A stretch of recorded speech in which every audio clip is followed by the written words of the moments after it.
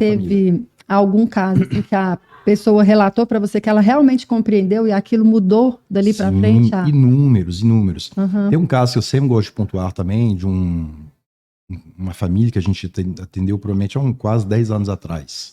Acho que foi um dos primeiros casos quando a gente implementou pelo serviço público, né, com um novo equipamento que a gente tem, um sequenciador, a gente conseguiu fazer análise para uma síndrome chamada síndrome do X frágil. Uhum. E atendi uma mãe com um filho, a mãe já era uma senhora, o filho de 40 anos, naquela época, e o filho tinha uma deficiência intelectual moderada a severa, uma deficiência intelectual relativamente significativa.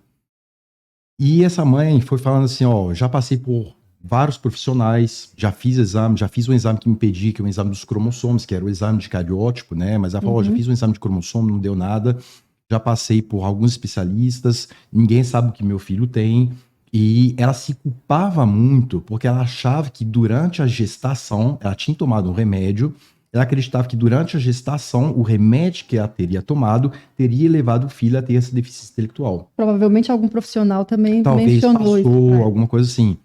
E aí a gente falou, ó, por ser homem, por ter um quadro sindromático, dá para ver uma feição, uma face mais alongada, um queixo proeminente, uma orelha um pouquinho virada para frente. Tudo. Sinais característicos de doença genética. Lembrava uma condição sindrômica compatível com a síndrome do X frágil, né? Como já tinha cariótipo, o cariótipo não tinha dado alteração, os cromossomos estavam sem alteração nem numérica nem estrutural, o próximo passo que a gente sugeriu lá seria fazer o exame para X frágil, que é um gene presente no cromossomo X.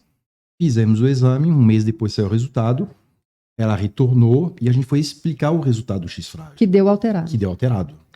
Deu para síndrome do X frágil. Ela tinha uma expansão, a expansão estava metilada, então era compatível, o quadro clínico do filho dela era compatível com síndrome do X frágil. Quando a gente foi explicar para ela que era uma condição genética, que assim, que não tinha culpa, que não tinha responsabilidade de ninguém, tudo assim, a mãe começou a chorar, ela desabou.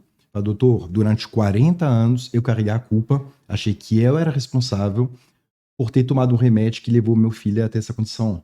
E na verdade não era genética. Né? Ou seja, mesmo que ela não usasse aquela medicação, aquela condição iria acontecer. Iria acontecer. E uma coisa que é importante, sempre que a gente fala de condição genética, muitas são herdáveis. Então, existe também uma consideração, porque ela tem irmã, ela tem mais pessoas na família que também apresentavam condição de deficiência. Então a gente falou, é interessante talvez verificar, porque pode haver recorrência, né? O menino, né, de 40 anos, o rapaz de 40 anos, tem, acho que eram 2 irmãs que não tinham nenhuma alteração clínica, mas poderiam ser portadoras do gene e passar para os terem filhos com alteração.